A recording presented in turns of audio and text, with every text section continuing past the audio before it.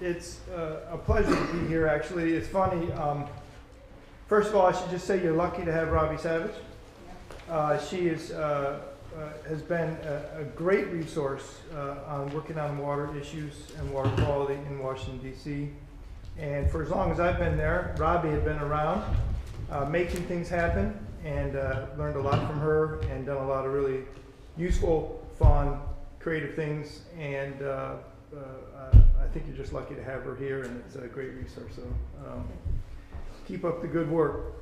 So Clean Water Act at 40 years. It's funny.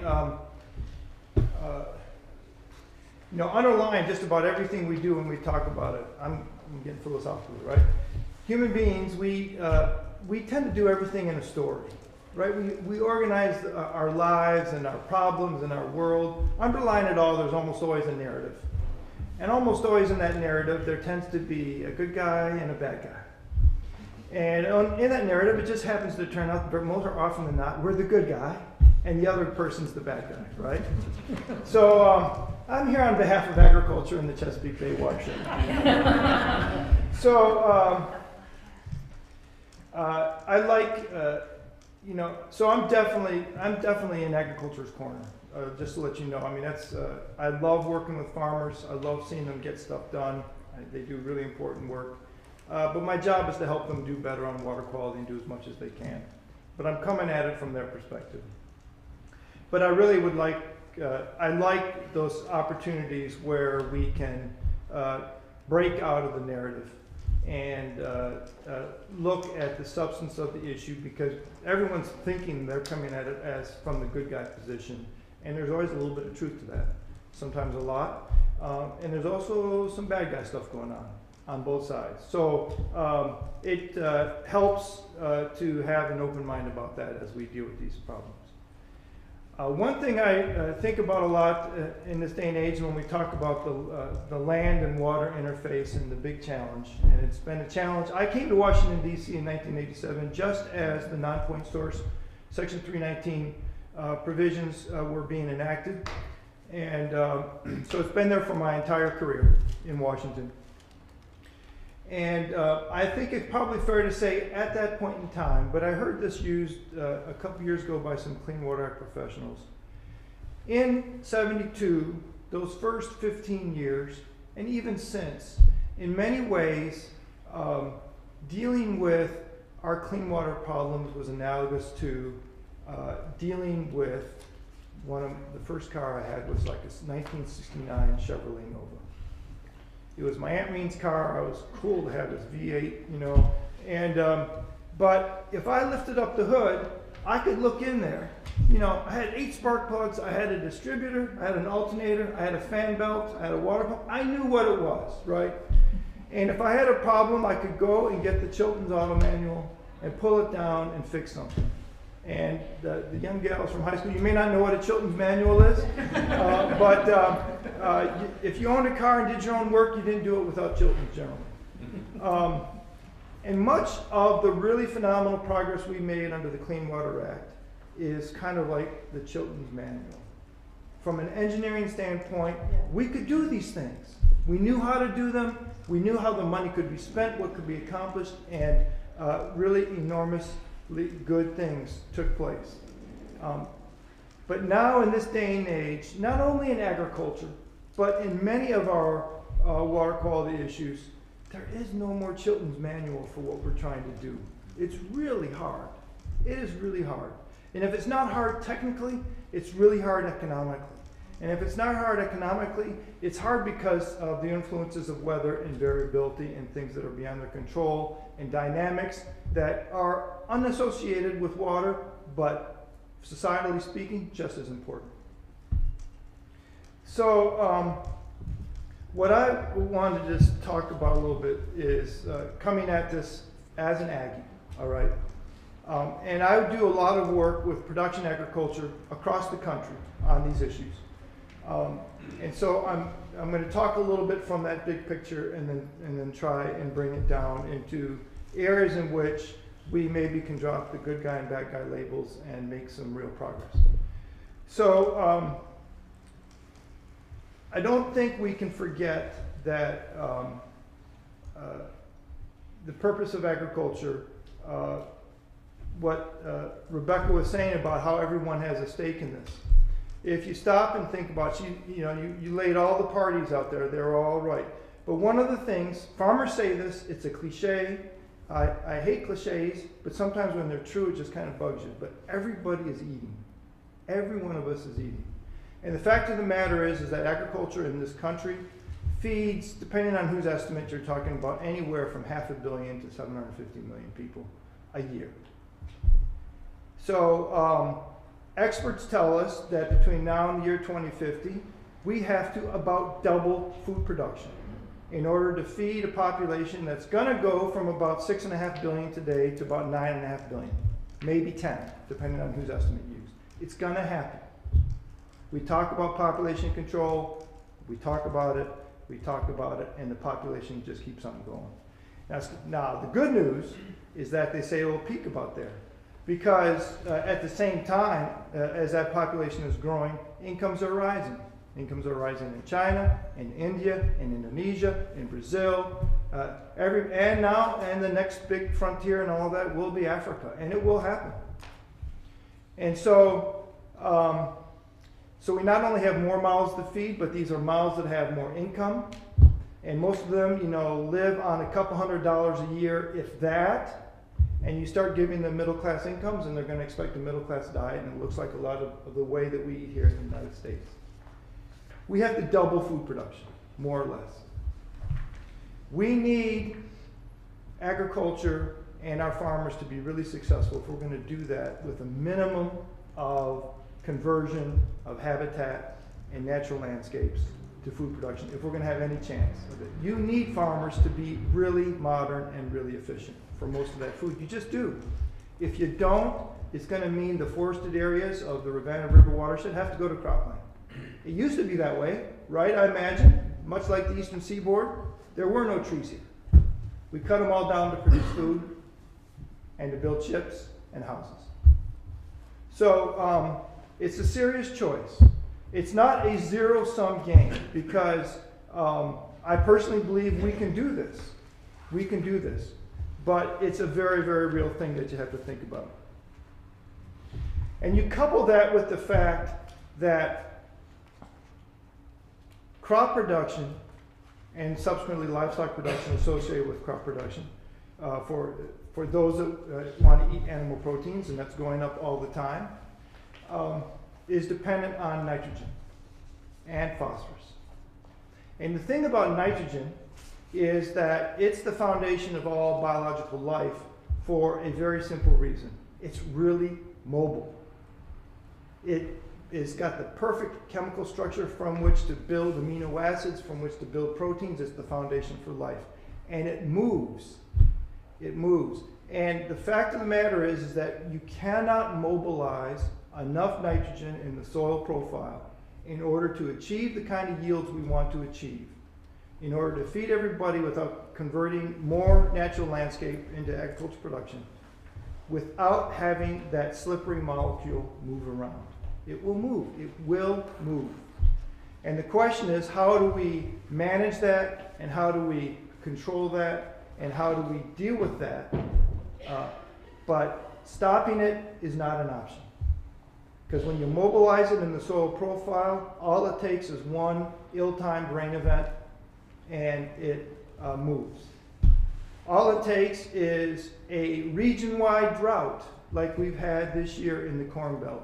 And suddenly, all the nitrogen that they put down to produce crops, to raise corn in the 175 bushel per acre range, is now down around 120.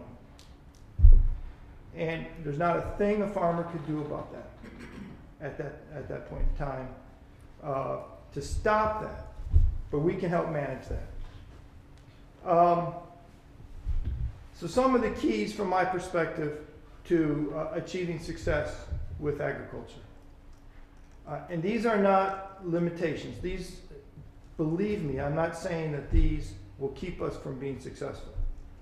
But I think they require us to, they must be taken fully into account.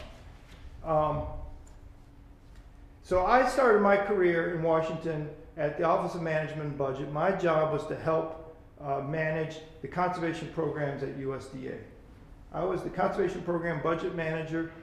I did the CRP, the Conservation Reserve Program. I did all the programs at then the Soil Conservation Service, that's now the Natural Resources Conservation Service. I went to the Senate as on the Agriculture Committee. I was the conservation program professional in the US Senate. And so I was there when we saw the conservation financial assistance programs go from a couple $100 million a year up to now we're in the 1.4 to $2 billion range. So that's the career that Robbie and I have been part of in Washington, D.C. I can guarantee you those monies, if they are not being spent on things that ultimately make the farmers money, that when the federal cost share payments go away, there's always enormous pressure for those practices to stop. Because the farmer's got to put time and effort into it. And so the really ironic thing is that we have to try and focus those things on practices that make farmers money ultimately or save them money. And the irony is that for many of those things, if we played our cards right, we could get farmers to adopt them anyway. The financial assistance just helps, it can accelerate the process. So these things have to be affordable. They really do. Particularly if you're going to want to have agriculture be able to increase its production to feed from today 500 million to 750 million people to well over 1 billion to 1.5 billion people. We have to have it. Farmers are like any of us. If we're going to make significant changes in our life to try and help solve a problem, it's really nice to see the change actually take place. I can't tell you how hard it is for the farmers in central upstate New York or central, northern Pennsylvania to think about what they're trying to do here to help correct a problem in the Deepwater Channel of Chesapeake Bay. I'm going to have to do what? Is their reaction? Because their water may not be impaired. And and all the talk that we have about, okay, well, these systems are interconnected, and they are. It's obvious. Everyone knows it. When Thomas Jefferson got his provision passed in the House of Burgesses here in 1765, I love that story. It's because he knew that his farm backed up on the Rivanna River, and he wanted to get his tobacco down to the ocean we know it's all connected. It was connected as a matter of commerce. It's connected as a matter of ecology. So, but still, for that farmer who is going to change the way they farm, put things at risk, because anytime you change the way we do stuff, how many of us really like to fundamentally change the way we do anything in our life? If I have to take a new route to work, I get pissed off, right? So, that's not to say that I don't change, but that's to say we have to find ways to take that kind of stuff into account. And so, for that farmer to do that work and not be able to see anything happen is just really hard. It's really hard. So it's important to try and link these to observable consequences to the farmers themselves. There's ways to do it. We can do it. But if we don't do it, we're always going to get a lot of resistance. Number 3 in this regard, this drives farmers crazy. So the goals of the Clean Water Act: fishable, swimmable, drinkable, protect the chemical, physical, and biological integrity of the nation's waters. I've heard Robbie's talk a lot of times. I know it. I know what the goal is. So,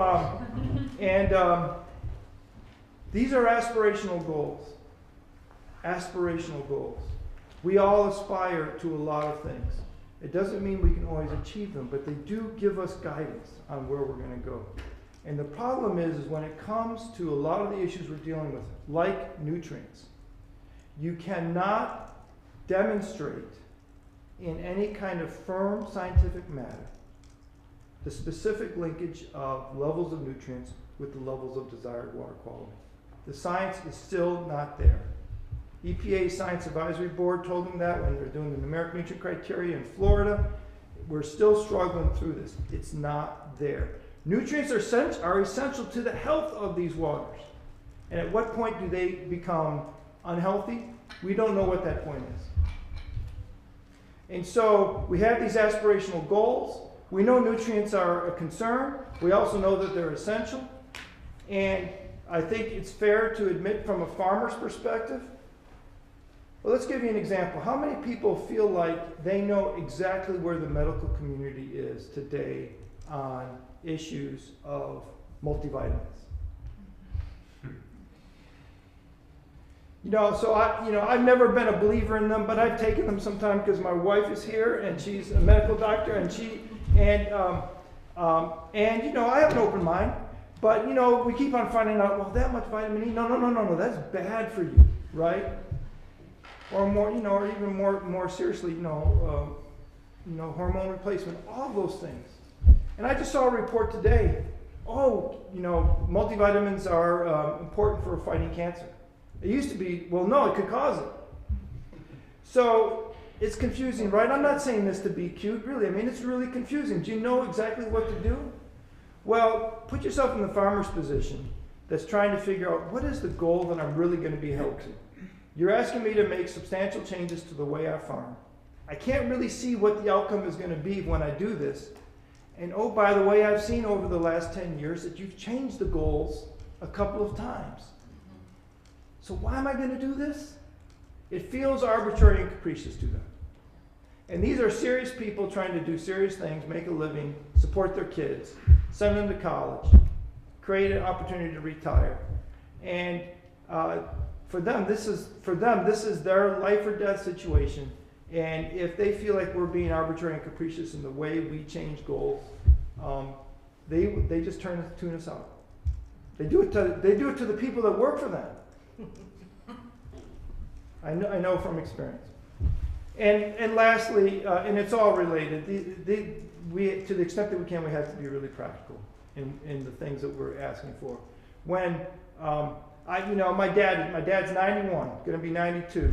Great guy. Goes to the gym every day, still playing bridge. He comes to visit us, and down in the kitchen early in the morning, and say, "You want some coffee?" He says, "Yeah." And so I pull out, my burr grinder. I don't even have one of those, blade grinder. I have a burr grinder, and I bring out the beans. And sometimes I roast my own beans. But we pull out the beans, and he says, "Well, why do you got to do that?" And he says, "Well, the coffee maker's over there, right?" I mean, he was a Maxwell House guy. You opened up the lid, you took the scoop, you put it in, and So he says, making coffee is complicated today. So he could learn. He got an iPad a couple weeks ago. He's still trying to figure out how to send us emails. He's going to figure it out, and he will be sending us email. He can learn. But if it's not practical, he'll walk away. And if he had to make his living with a pen and a piece of paper, and you gave him an iPad, says it'll get so much more efficient if you do it this way, and for weeks he can't actually even use the keyboard, let alone understand the software, it won't happen. It just won't happen. So that's an extreme example, but we have to make these things practical for farmers. So, making it work. So, we're in the Chesapeake Bay watershed. We're in a state where we have a lot of animal agriculture. You have a lot of meat bird production. It's not in the watershed. You have a fair amount of hogs. You have a lot of cattle, cow-calf operations, and even some significant feeding operations. This is one of the things that we worked on with Robbie, and where she showed enormous leadership in helping bring livestock agriculture to the table to get us to today's CAFO rule, the confined animal feeding operation rulemaking. And that rule will work. That rule will work. We're still just, it became final in 2003. It was subject to litigation in 2005. A new rulemaking took place. Came out in 2008, more litigation took place. We had another decision a year or so ago, year and a half or so ago. We are now just getting into the implementation of that rule.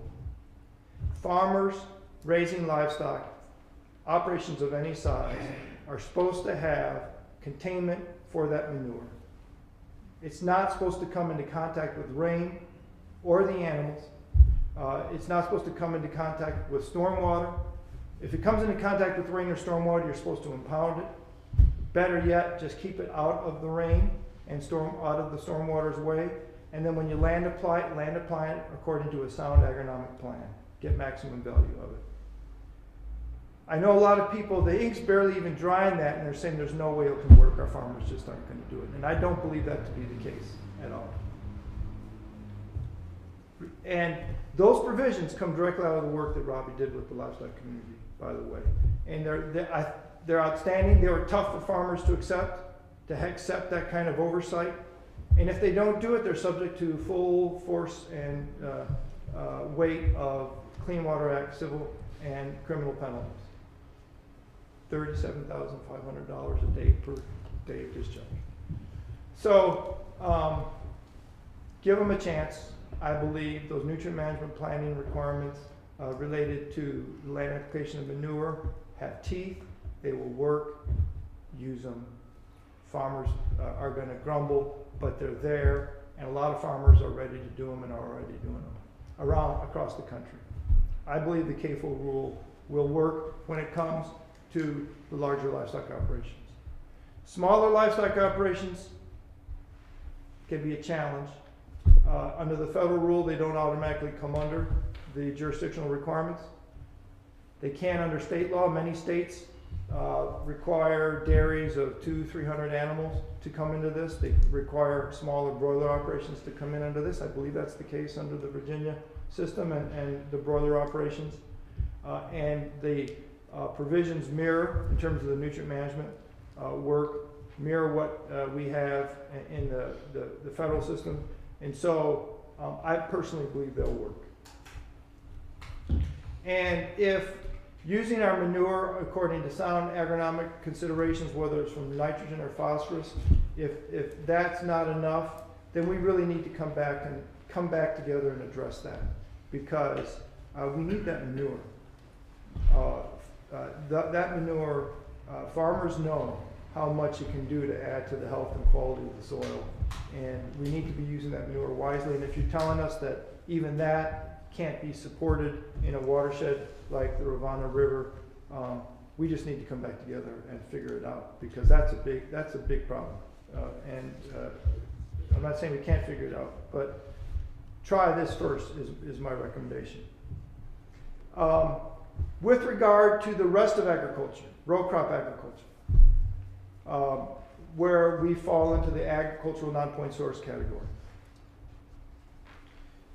So we see three things predominantly that can be done that all fall into the affordable, practical, Chilton, auto manual kind of category. Number one, it's pretty sophisticated, but it's something that we call today 4R. It's advanced nutrient management. Making sure we use the nutrients, including manure, in the right amount, at the right time, in the right place, and in the right form. So knowing what's right in all four of those circumstances is the science and the art of this. Because weather, like I said, can thwart the best plans that farmers make. And when you mobilize nitrogen, some of it's going to be lost. It just is.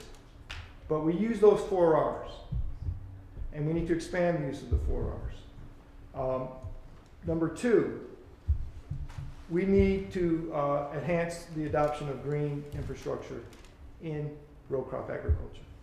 We're talking about things like constructed wetlands as part of drainage districts, so maybe like an industrial stormwater utility, where you have constructed wetlands downstream, so that if we use 4 R's and try and minimize the amount of nitrogen and phosphorus and sediment that leaves the farm, that we are retaining that in stormwater treatment areas, treatment wetlands, or 2-stage ditches, or anything that can slow it up so that it can be engaged in denitrification and return into the atmosphere as N2 gas. They are shown to be successful, highly successful, ranging from places like North Carolina into the Corn Belt, and we're going to continue to push them and work on it. And in between those two, we think cover crops can be a really strong solution. And the challenge with cover crops, these are crops that you put down as the cash crop is actively growing or nearing the end of its cycle. You throw down winter rye, you throw down radish, you throw down a plant that will grow, get established, suck up the nitrogen, hold the soil in place to keep sediment and phosphorus loss from taking place, and then you cut it down, you burn it down with herbicides in the spring, and then you plant the cash crop. It can do wonders for helping to hold nutrients and sediment over the winter time, which can be a major pathway of loss. The trouble is, for farmers, is that if you don't get your cash crop in the spring, it's all for naught, right? And so if that cover crop, if it's a wet spring and I can't get in there and burn down that cover crop, or I have a 2-week window where I have to burn it down and try and get the field prepared and then the crop planted, and I miss that window because of weather, I will never do cover crops again, right? Because I just told the banker I can't pay back my loan for this year. And that literally puts the farms at risk. So, and crop insurance won't pay, doesn't cover crop losses like that because of the risk that's associated with that. So we have our work cut out for us to make cover crops really practical and affordable. But done right, we believe they can save farmers or make farmers substantial sums of money, $10, $15, $20 an acre on net, in the Corn Belt at least, and done right. So there's those three things that we right now in agriculture down in DC, working with our producers out in the countryside, are really trying to advance. For our program, green infrastructure and cover crops. And in the case of the green infrastructure, seems to me that we might be able to talk with each other about looking at the revolving loan fund program and talk about using it for that kind of infrastructure as well as for our wastewater treatment infrastructure, if we really are serious about trying to get some of this done. Because it won't be on any farmer's property. It won't be a farmer's wetland. It'll be done by a drainage district, some kind of governmental authority downstream that's using this as part of the drainage water management, stormwater management, nutrient management program for the community. I think that's it. Thank you, Rob. Happy 40th birthday for the